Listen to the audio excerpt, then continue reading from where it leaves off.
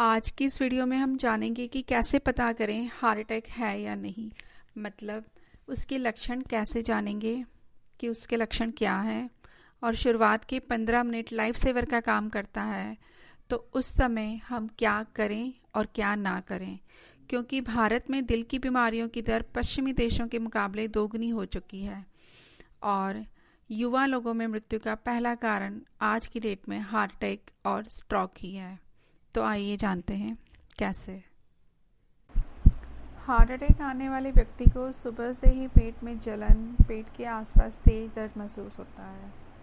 उसकी heart beat असामान्य हो जाती है, चेस्ट में पेन होता है, चेस्ट में जकड़न और बेचैनी फील होती है, सांसें बहुत तेज़ी से चलने लगती हैं, चक्कर के साथ पसीना आने लगता है, नब्ज़ कमज़ोर पड़ जाती है, बहुत अधिक कमजोरी महसूस होती है, सांस लेने में समस्या होती है,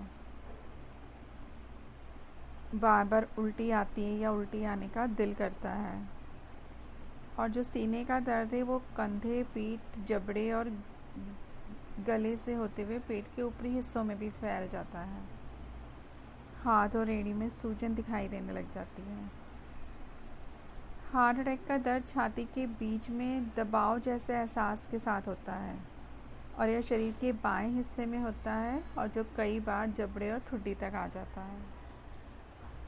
हार्ट अटैक आने पर हमें क्या करना चाहिए और क्या नहीं, तो चलिए सबसे पहले जानते हैं कि हम क्या ना करें। पेशेंट को अकेला बिल्कुल भी ना छोड़ें। पेशेंट की बातों में बिल्कुल भी ना आए। जैसे पेशेंट बोले कि कुछ खाने में आ गया होगा या गैस है या कुछ और।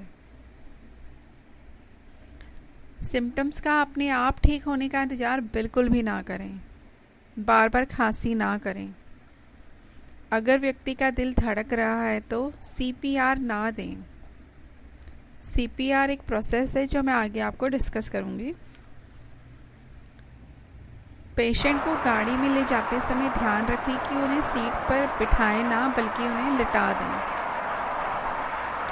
यदि पेशेंट की एज कम है तो ये ना सोचें कि यह हार्ट अटैक नहीं हो सकता। वेट बिल्कुल भी ना करें। इस दौरान आप पेशेंट को एस्प्रिन के अलावा कुछ भी खाने पीने को ना दें। और यदि आपको पता है कि पेशेंट को एस्प्रिन से एलर्जी है तो वो भी ना दें। उसके अलावा कोई भी दवाई देने की गलती ना करें। यदि पेशेंट्स पहले से ही इस बीमारी से ग्रसित है और उसका कोई इलाज चल रहा है और डॉक्टर ने कोई यदि दवाई रिकमेंड की है तो आप वो दवाई दे सकते हैं। अपनी मर्जी से एस्प्रिन के अलावा आप कोई भी दवाई ना दें। खुदा ना करे यदि आपको हार्ट अटैक हो जाता है या घर में किसी और को हो जाता है या आप जहां काम करते हैं वहां पे किसी को इस तरह के लक्षण नज़र आते हैं, तो उस समय आपका फ़र्ज बन जाता है कि आप क्या करें। सबसे पहले आप 108 नंबर पर कॉल करें।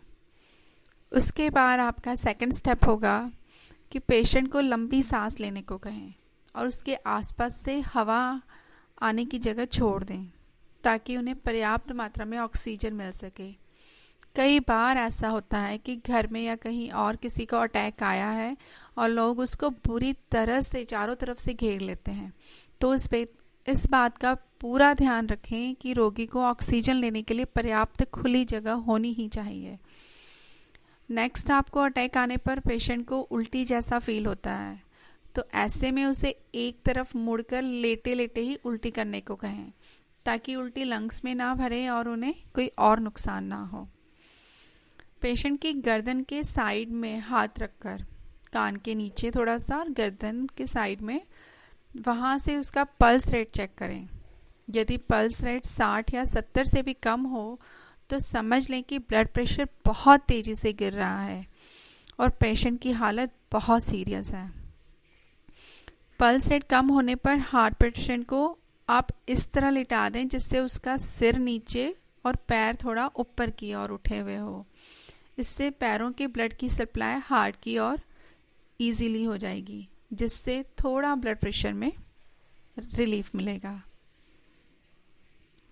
इसके बाद आप पेशेंट को एस्प्रिन गोली दें, वो चबा के भी खाई जा सकती है।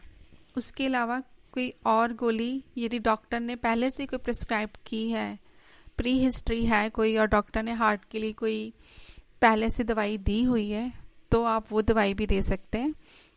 नहीं तो आप सिर्फ एस्प्रिन गोली जरूर दें।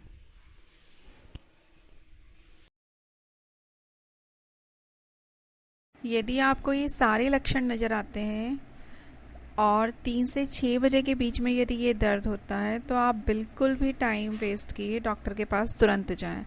तुरंत ही कार्डियोलॉजिस्ट डॉक्टर से मिलें और अपना इलाज करवाएं। कंटिन्यूसली उनको सपोर्ट करें, समझाएं, हिम्मत ज़रूर दें कि सब कुछ ठीक हो जाएगा, और ऐसे उनको बातों में लगाएं और उनको पूरा सपोर्ट करें।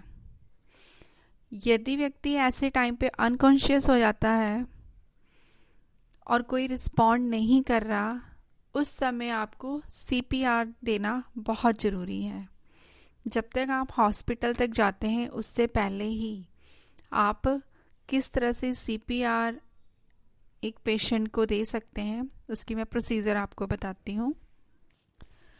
CPR देने के लिए आपको एक हाथ के बीच में दूसरे हाथ के फिंगर्स को इस तरह से फिक्स करके, और ये हथेली वाले हिस्से से आपको पेशेंट की चेस्ट पर 1 मिनट में 100 टाइम्स इस तरह का आपको जोर से प्रेशर देके उसके चेस्ट पर दबाव देना है। चेस्ट कुछ इंच, करीब 1.5 से 2 इंच तक अंदर चली जानी चाहिए। सिर्फ आपने ऊपर से ही ऐसे हल्के हल्के हाथों से नहीं देना, उससे थोड़ा प्रेशर से और स्पीड से दबाना है। और जब आप 30 टाइम्स उसको दबा लें तो फिर आप 1 सेकंड के लिए उसको, पेशेंट को मुंह से आप अपनी सांस दीजिए, और फिर आप कंटिन्यू, फिर अगेन आप 30 टाइम्स उसे फिर दबाएं, और फिर 30 टाइम्स होने के बाद आप फिर उससे मुंह से सांस लें। इस तरह से 1 मिनट के अंदर आपने ये प्रोसीजर पूरी कंप्लीट करनी है। 1 मिनट में आपको 100 टाइम्स तक इस तरह से प्रेशर से दबाना है। इसे आप ज़रूरत पड़ने पर आप रिपीट भी कर सकते हैं। नेक्स्ट, यदि रब की दया से आपके घर में सब हेल्दी हैं, तो आपको एडवांस में ये ज़रूर करना है जो मैं आगे बता रही हूँ। सबसे पहले आप अपने घर में बच्चों से लेकर बड़े तक सबको CPR प्रोसेस सिखाएं। इसमें आप अपने फैमिली डॉक्टर की भी हेल्प ले सकते हैं। सेकंड, अपने घर में एस्प्रिन की दवाई ज़रूर रखें अपने फैमिली डॉक्टर्स की सलाह से, क्योंकि आपकी मेडिकल हिस्ट्री आपके फैमिली डॉक्टर को अच्छे से पता होगी, तो इसलिए आप एस्प्रिन की दवाई उनकी सलाह से अपने घर पर ज़रूर रखें। एस्प्रिन ब्लड क्लॉट को रोकती है, इसलिए हार्ट अटैक के पेशेंट को तुरंत दी जाती है। यदि आपको लगता है कि इस वीडियो से आपने कुछ नया सीखा है और वीडियो आपको किसी न किसी तरह काम ज़रूर आएगी, तो इस वीडियो को आप अपने रिश्तेदारों और फ्रेंड्स में ज़रूर शेयर करें। और यदि अभी तक सब्सक्राइब नहीं किया है तो प्लीज़ सब्सक्राइब कर लें। तो जल्द ही मिलते हैं नए वीडियो में। Thank you.